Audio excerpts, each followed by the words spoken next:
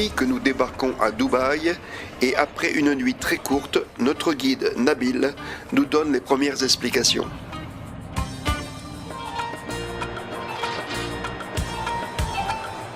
Le nom officiel du pays, c'est Émirats Arabes Unis, connu sous les trois lettres abrégées UAE, l'United Arab Emirates. C'est un nouveau pays depuis 1971, la date de l'union entre les 7 villes.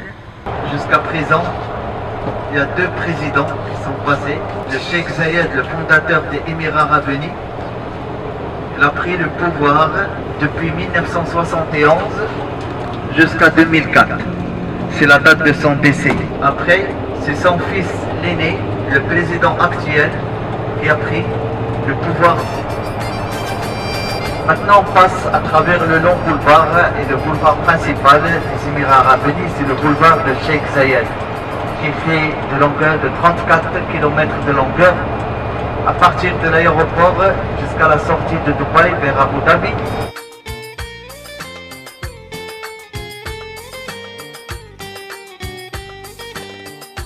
Ce boulevard, qui est dominé par les gratte-ciel tous plus rutilants les uns que les autres, accueille un trafic automobile d'une grande densité et surtout des véhicules de grosses cylindrées qui s'expliquent par le prix de l'essence limité à 40 centimes d'euros. Le plus grand centre commercial de Dubaï, là où il y a la tour de Burj Khalifa. Khalifa, c'est le nom de président. Burj Khalifa, c'est la plus haute tour du monde, avec 828 mètres de hauteur. Pour la réaliser, il a fallu 22 millions d'heures de travail et un financement de 1 milliard d'euros. La tour comprend des logements haut de gamme, des entreprises internationales et le très chic Armani Hotel. Elle peut accueillir jusqu'à 35 000 personnes. De la tour, vous ne pourrez manquer le plus grand centre commercial du monde, le Dubai Mall.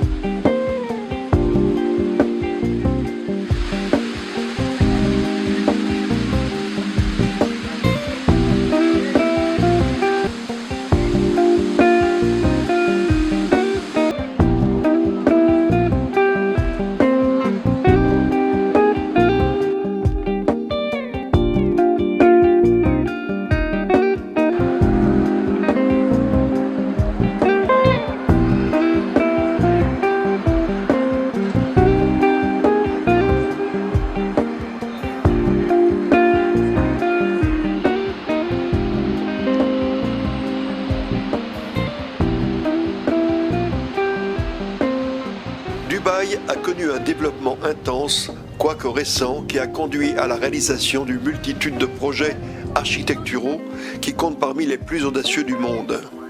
C'est au début des années 2000 qu'a lieu le formidable essor architectural qui aboutit à la ville que l'on connaît aujourd'hui. Depuis la crise de 2008, Dubaï a connu un ralentissement relatif. Mais depuis quelques années, les nouvelles constructions sont plus nombreuses et la ville semble connaître une accélération de son développement. Actuellement, plus de 60 immeubles dépassent les 200 mètres de hauteur, mais 40 autres tours de 200 à 500 mètres vont être construites dans les 2 ans.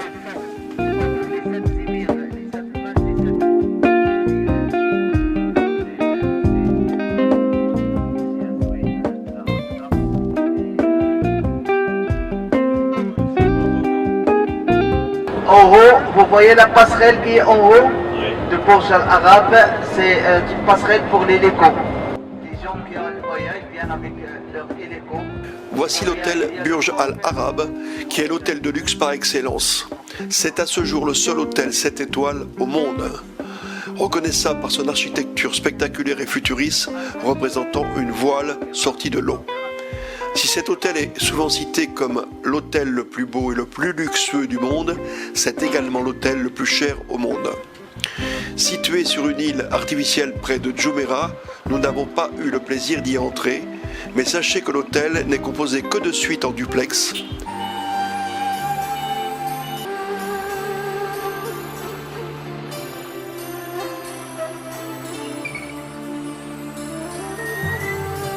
On est à Madinat Jumeirah.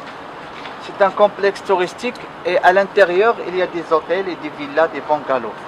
Et les tours que vous voyez, c'était l'ancien système de construction des maisons. Des tours avec les ouvertures qui permettent avant à l'air de rentrer, pénétrer. Et il y a un trou au milieu. Et l'air passe directement pour rafraîchir la pièce ou bien la maison.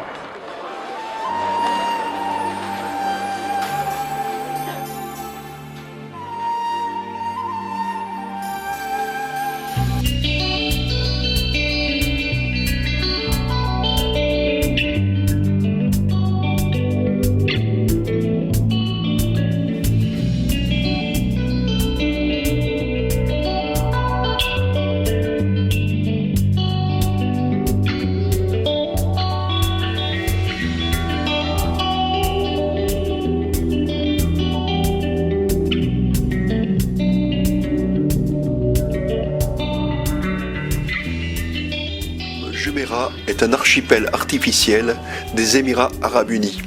Comme le montre cette photo, cette véritable ville à la forme d'un palmier, constituée d'un tronc de 2 km de long et de 16 palmes entourées d'un croissant de 11 km de long qui délimite le lagon. L'archipel fait environ 5 km de diamètre. Cette construction titanexe sur la mer a duré plus de 8 ans. C'est le fameux hôtel Atlantis. L'hôtel Atlantis, le plus grand hôtel resort sur l'île, famille de Jumeirah, vous le voir, avec 1515 chambres et suites, 14 restaurants, aquarium, aquapark, aussi que les gens ils peuvent nager avec les dolphins.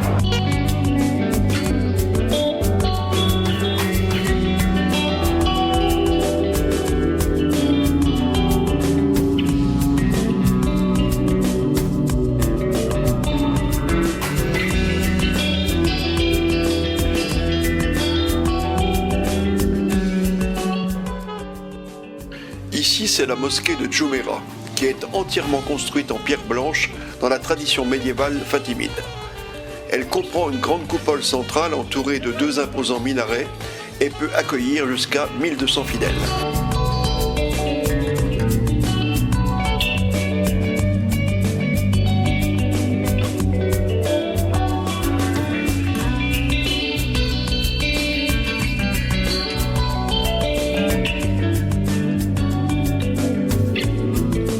Formé en musée en 1971, ne nous laissera pas un grand souvenir. Le musée de Dubaï renferme des collections archéologiques, historiques et ethnologiques, rendant particulièrement bien compte de la vie des premiers Dubaïens. Mais d'autres musées nous attendent.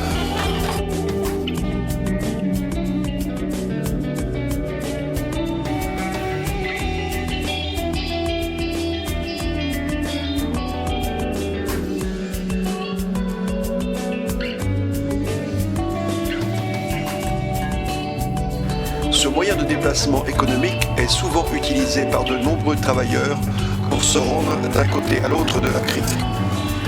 La crique de Dubaï est un bras de mer naturel du golfe Persique qui divise la ville en deux.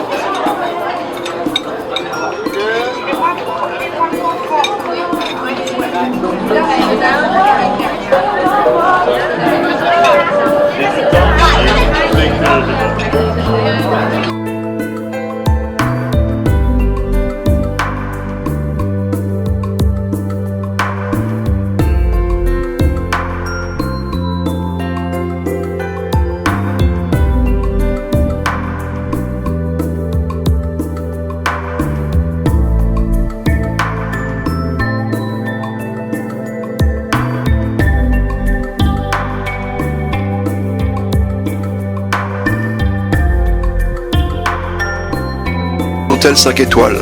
La nouvelle marina deviendra la plus grande marina du Moyen-Orient et pourra accueillir bientôt plus de 3800 bateaux. Un port de croisière permettant le débarquement de 6000 passagers par jour sera également construit, montrant l'importance qui est accordée au tourisme par l'Émirat.